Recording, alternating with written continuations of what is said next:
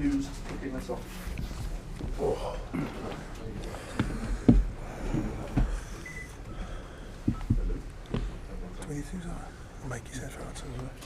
There's no embargo stuff on top table. As I said, microphones need to be used by you guys.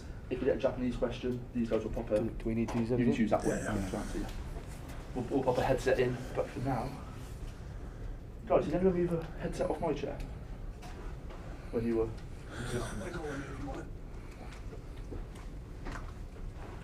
It's the Fiji mattress. Any questions, please, Dan? Hi, Warren. After the week you've had, you're just desperate to get going now and get to Monday night? Yeah. Is that on? Yeah, absolutely. It's nice to get sort of away from the camp at Kitakyushu and sort of base ourselves here in Toyota, and so our boys had a good training session this morning. Really excited, looking forward to going to the stadium tomorrow for a captain's run, and then sort of can't wait till Monday night. It's a strong team selected, as you'd expect. A couple of interesting selections, perhaps. Aaron Wainwright and Wyn Jones. Could you talk us through those selections? Yeah, with Georgia, we know how strong they're up front, and obviously their scrum as they've used that as a weapon for them. So we've got to make sure it's scrum time that we're very competent there.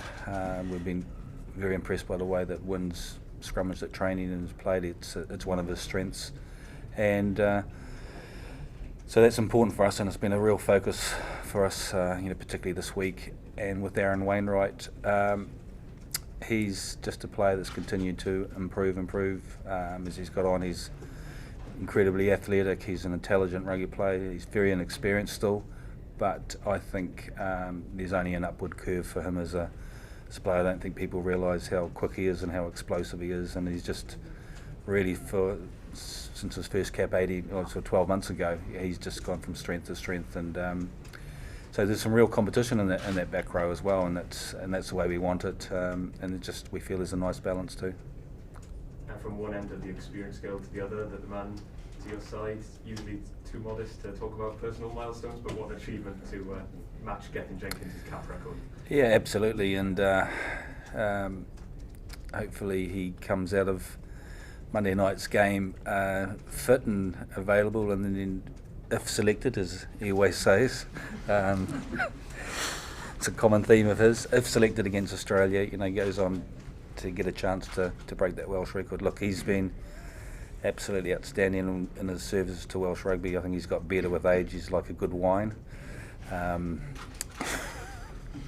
He doesn't like me talking about these sorts of things, but look, he deserves all the accolades and just been a great servant for Welsh rugby. And I think the pleasing thing for me is, I think in the last couple of years, that recognition hasn't just been in Wales, it's been worldwide as well, and people realise just what a contribution he's given to world rugby in terms of performances and leadership and captaincy. So and that's pleasing to see that someone from Wales is recognised as one of the top players in the world in this position.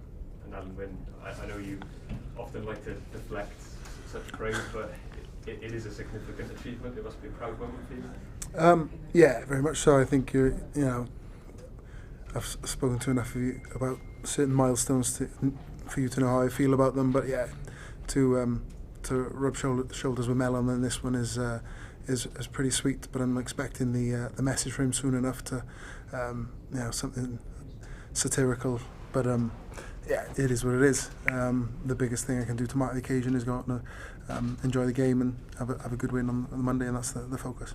Yeah, we've heard about how the players have really stepped up given the difficulties off the field. And we saw, didn't we, in the Six Nations, that Scotland game, there's a lot of off-field distractions then. Have you seen a similar kind of resilience? Yeah, in a way, you look back and I think that Scotland week is almost like a trial run, wasn't it? But yeah, I think Dan Biggar and John Davis in particular have stood up, leading the back line in that, purgatory time, if you want, before Steve came out, and to man the squad have, taken the responsibility and picked up their own detail of individuals for, the training performance and, to set ourselves up for the Monday.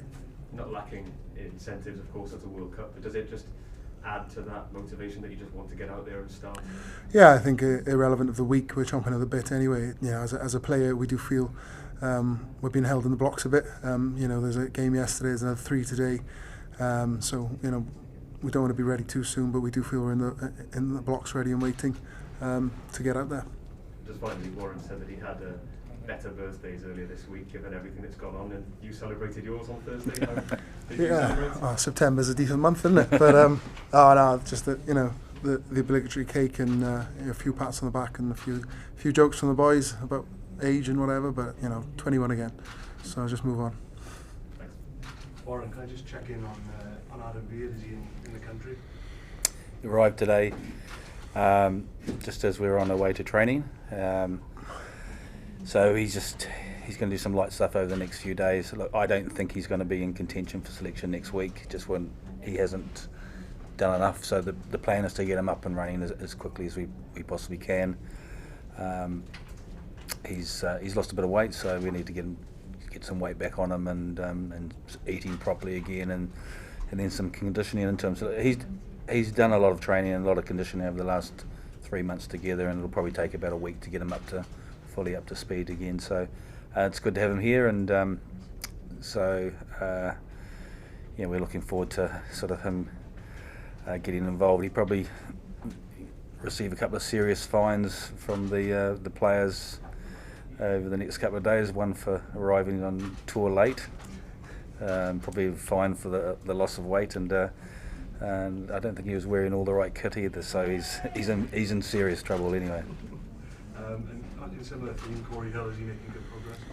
Yeah, Corey did some scrums today and did some running, and the plan is to have him available for selection for next week. So, he's making a lot of progress, and we're very pleased with how that's going. It's a fracture; they take a lot of time in terms of a stress fracture, but he's said it's just improving every day, and still a little bit of pain, but it's only mild to what he initially had. In terms of getting Stephen up to speed, has it been a case of handing in the playbook, or are you talking through things? Or? Yeah, no, look, it's been really good. He's come in, he sat down with the analysts, he sat down with myself, he sat down with Dan Bigger and Jonathan, and he's just gone through. And look, yesterday we had a day off, and so he spent all yesterday in the team room looking at games and going through trainings, the calls and everything, and he took a full part in training today. The players are taking it late in the week, are taking a lot of responsibility as you want them to do as players as you get closer to the game, and he's started to have a good look at Australia, and had been doing that over the last few days before he arrived out, and he'll have much more of an input into things and the plan that we put in place for the Australian game. So he's fitted in well, and it's been easy because he's been in this environment as a player. He knows so many of the players from the Scarlet, so many other players as well, and players that he's played with in the past as well. So, it's been relatively easy for him to come in, and one of the things about Stephen is that he's a very popular person. He's a very amicable person, easy to get on with, and so I think it's been good how he's fitted in so quickly in the first few days.